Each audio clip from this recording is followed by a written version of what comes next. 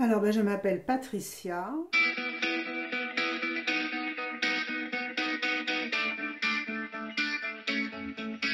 Je me décris comme une femme active, incapable de rester statique et incapable de rester sans projet. Voilà, ça c'est ma première particularité. Après, je suis quelqu'un de conciliant, très conciliante, tolérante. Et voilà, j'adore la compagnie, la vie sociale. J'ai besoin d'être entourée. J'ai besoin aussi de solitude par moment.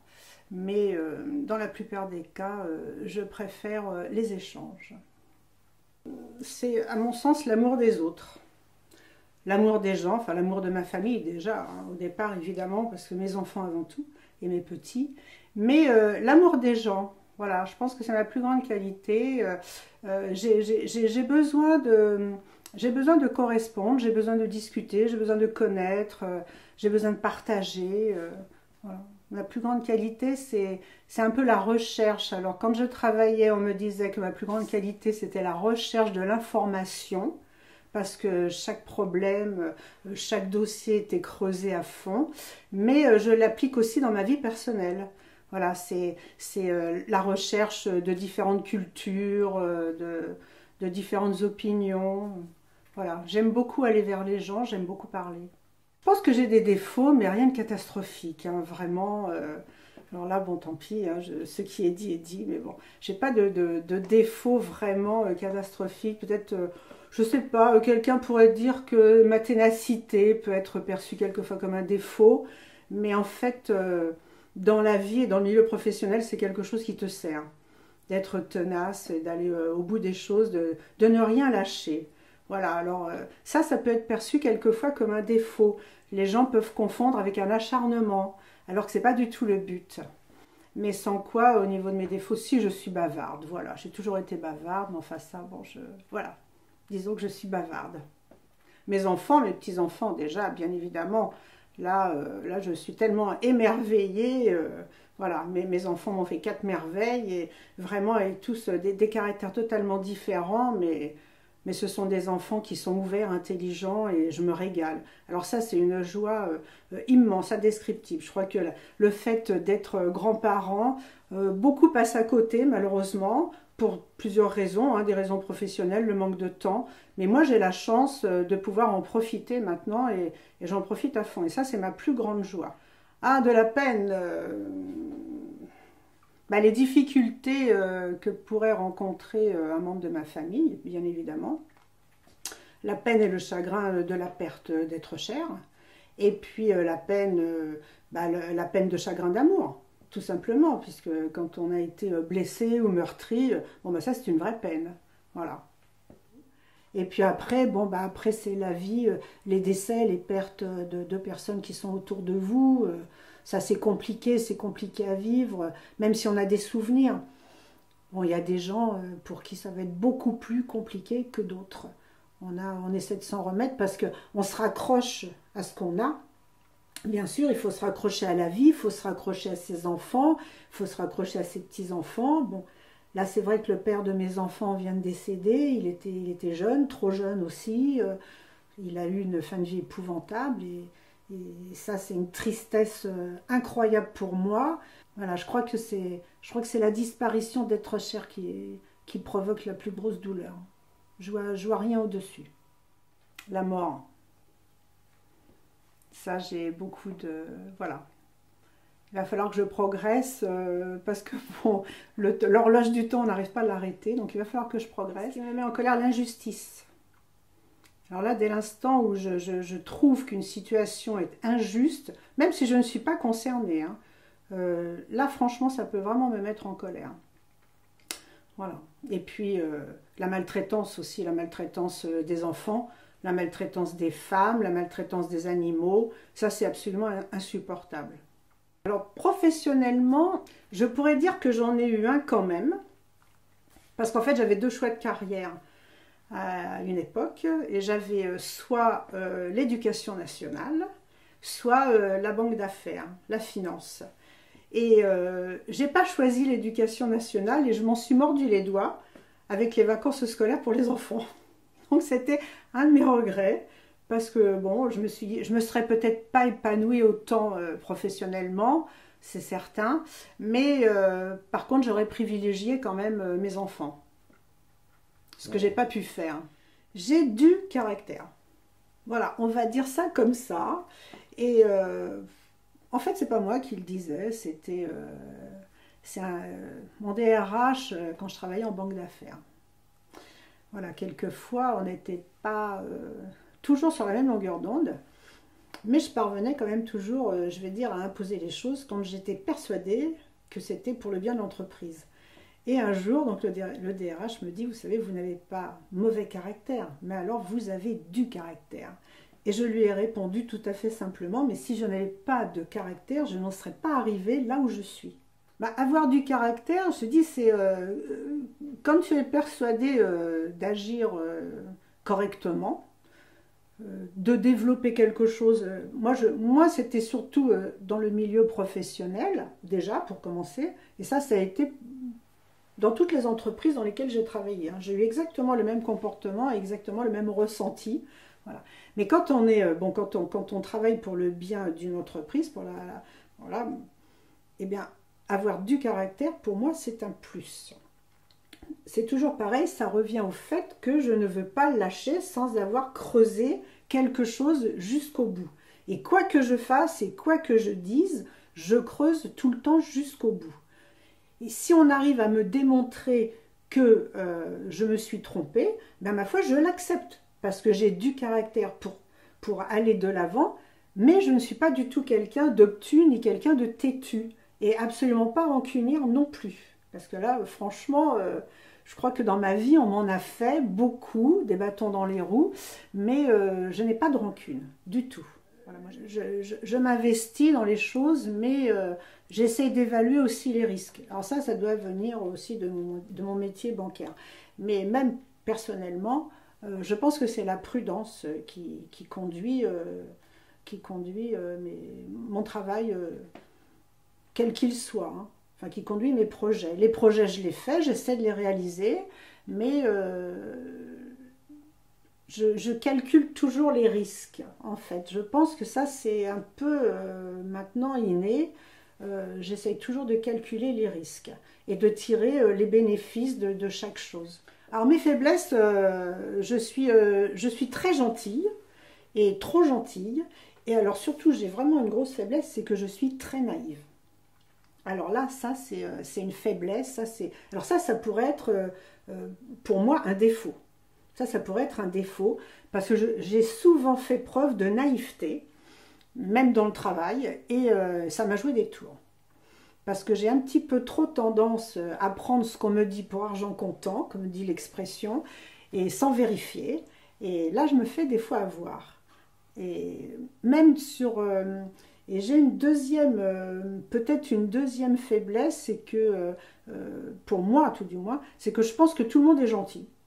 Voilà, je vois pas le mal, je vois pas les mauvaises intentions des gens.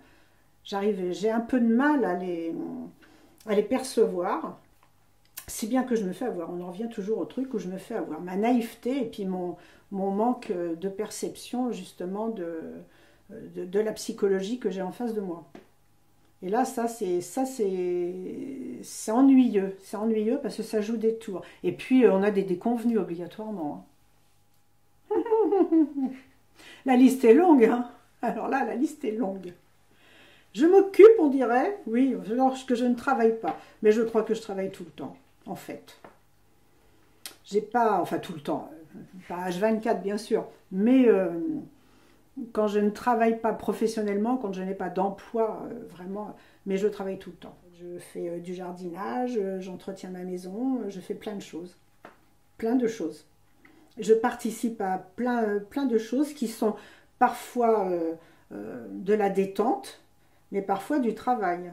Voilà, quand on organise un téléthon ou quand on organise Octobre Rose, c'est rarement de la détente. C'est vraiment un très très gros travail et des heures de travail. Voilà, alors même si c'est moi qui l'ai décidé, c'est moi qui le veux, voilà, tout ça c'est sur mon temps libre, mais c'est du travail et beaucoup de travail. Le cinéma, j'adore le cinéma. J'adore le théâtre. Ça vraiment, ouais, ça je suis fan. Je peux pas me passer de théâtre ou de cinéma, c'est sûr. De concerts, oui, mais pas tous, ça c'est très sélectionné. Et puis de bouquins, voilà, tout ça. Mais après, beaucoup de choses me passionnent parce qu'en fait, dès que je suis attirée par peut-être une nouveauté, quelque chose qui me parle, bah, je vais m'y intéresser. Alors je ne peux pas dire que je vais en être passionnée, mais je m'y intéresserai. D'ailleurs, une chose, je reviens sur quelque chose que j'aimerais faire, mais que je vais peut-être faire, c'est écrire un bouquin. Parce que ça fait des années que je veux écrire, je sais sur quoi, et que je n'arrive pas à démarrer mon bouquin, faute de temps. Mais je veux absolument écrire ce bouquin. C'est sur mes années banque d'affaires. Mais c'est pas du tout le côté, comment dirais-je, du travail, de l'investissement, de la finance. Pas du tout, du tout. C'est le fonctionnement, mais un peu rigolo en fait. C'est-à-dire que tout ce que j'ai pu voir, entendre, des choses auxquelles j'ai assisté, mais qui sont plutôt rigolotes, quoi. Voilà. Et ça, c'est mes années parce que j'ai quand même connu des personnages, voilà, tout à fait atypiques. Et ces gens-là, j'ai plein de choses qui me trottent dans la tête sur eux, des tonnes de souvenirs, et je veux vraiment écrire ce bouquin. Mais il faut que je m'y mette, hein. Il faut que je m'y mette, parce que je sais que du moment où je vais démarrer la première phrase, je sais que ça va partir direct. En fait, quand j'écris quelque chose, un texte, un discours, quoi que ce soit, un discours de mariage, d'anniversaire, n'importe quoi, je commence la première phrase et en 10 minutes, c'est fait. Et je ne m'arrête pas. Et ça vient tout de suite. Mais souvent, je ne modifie même rien du tout.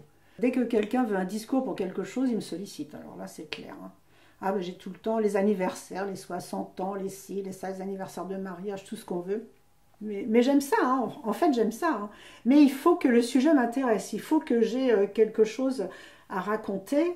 Voilà, mais que ça me concerne, que je me sente concernée. Je ne vais pas écrire un discours à quelqu'un que je ne connais pas ou pour une circonstance qui ne me concerne pas. Valeur pécuniaire, non. Le bien matériel, non. Pas du tout. Ça, alors là, pas du tout, du tout. Mais bah, ce qui a de la valeur, c'est les relations entre les gens et les sentiments.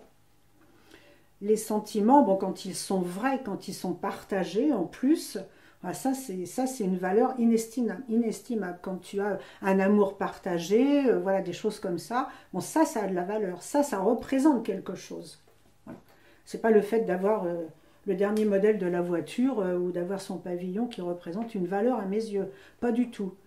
Moi, je m'attache pas du tout au bien matériel. Alors, pas du tout. Toutes les valeurs, toutes mes valeurs et ma valeur, tout est moral ou sentimental. Je ne fonctionne qu'à l'affect, principalement à l'affect. Ce qui me cause souvent des soucis, même des soucis de santé. Parce que c'est toujours l'affect qui prend le dessus, mais l'affect, je ne peux pas toujours lui faire confiance, justement du fait que j'ai cette naïveté, cette difficulté à percevoir vraiment le fond des choses, enfin chez certaines personnes, hein, parce qu'il y en a d'autres, c'est très transparent. Alors moi j'aime bien qu'un homme ait de la personnalité, voilà, ça bon, c'est déjà une chose, parce qu'il y a quand même des gens qui n'en ont pas. Alors j'ai dit un homme, bon mais une femme aussi, hein, pour la personnalité, il faut que homme ou femme ait quand même un minimum de personnalité. C'est ce que j'apprécie. Voilà, quelquefois les personnalités, elles peuvent être étouffées, parce qu'elles sont bon, dans un foyer, ou voilà, où elles sont un petit peu dans un cocon familial qui ne leur permet pas toujours de s'exprimer. Et ça, c'est dommage, parce que quelquefois, on peut l'apercevoir, la personnalité, mais elle n'arrive pas à s'exprimer. Alors moi, j'aime les gens qui ont de la personnalité, un peu de caractère. Alors je ne supporte pas, par contre, bon, je vais prendre le contre-pied, je ne supporte pas les gens qui ont mauvais caractère, qui sont soupes au lait, qui se fâchent pour un oui, pour un non, ou qui font la tête. Je trouve que ça, c'est totalement puéril. Mais j'aime, oui, j'aime les gens qui me parlent. Voilà, qui m'attirent, mais qui me parlent, qui m'attirent par leur personnalité, parce qu'ils dégagent. Il faut que les gens dégagent quelque chose pour que je sois attirée et que j'ai vraiment envie d'aller vers eux. Parce que je sais qu'ils m'apporteront quelque chose dans l'échange. Et ça, c'est enrichissant. On a toujours besoin de s'enrichir. Le mauvais caractère, les gens qui s'emportent pour rien, ça je supporte pas. Je supporte pas. Les gens qui boudent, je supporte pas. Agressifs, je supporte pas. Je supporte pas l'agressivité. D'abord, c'est quelque chose qui me fait peur, mais que j'arrive pas à comprendre. Alors bon, sauf si on est en face de personnes qui n'ont pas assez de mots pour s'exprimer. Souvent, c'est l'agressivité qui arrive. Parce que les mots sont trop faibles, le panel n'est pas assez étendu pour qu'ils arrivent à exprimer leur ressenti. Alors du coup, c'est tout de suite l'agressivité qui va arriver. Mais ça, je ne supporte pas du tout. Non, du tout, du tout. Moi, je n'aime pas les égoïstes. Je ne supporte pas l'égoïsme, je ne supporte pas les gens qui font tout que pour eux, qui ne pensent jamais aux autres. Voilà. C'est compliqué pour moi, je n'ai pas cette mentalité-là.